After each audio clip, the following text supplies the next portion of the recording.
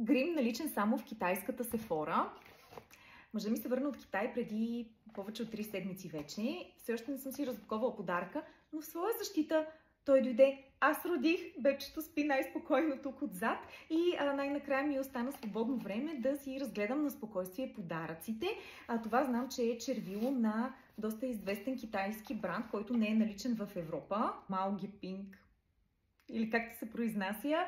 Доколкото знам, това е доста известен китайски гримьор. Китайски инфлуенсър, може би, не знам. Добре, опаковката е доста красива и отвътре. Кадифено калъвче. Красен цвят. Ето и детайлите. На външен вид са го докарали, определено. Доста ми допада. Ето как изглежда на устните. Матово е. Цвета прекрасно избран. Благодаря ти, скъпи! Браво на китайския инфлуенсър гримьор.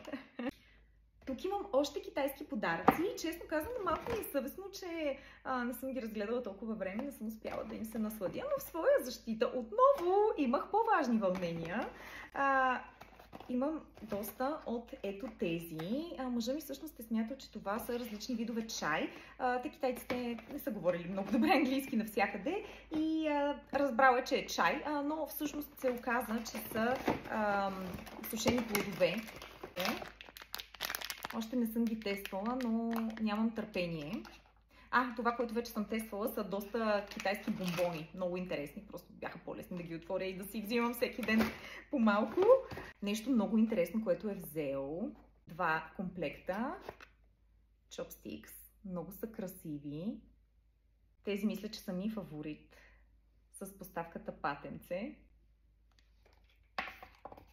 Освен да си поръчам суши, макар че все още заради кърменето не ми е много позволено, но веган суши.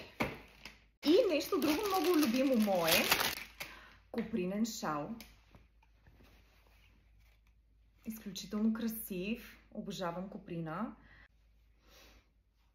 Доволна съм. Лятото ще го използвам. Тук има още подаръци от Китай, но показвам само бомбоните. Някои бяха много вкусни. Изключително различни са. Има желирани, има шоколадови, има за смучене. Супер са. И нещо, което аз искрено оцених и вече почти съм изяла. Имам само една опаковка. Това е розово орео. Супер е.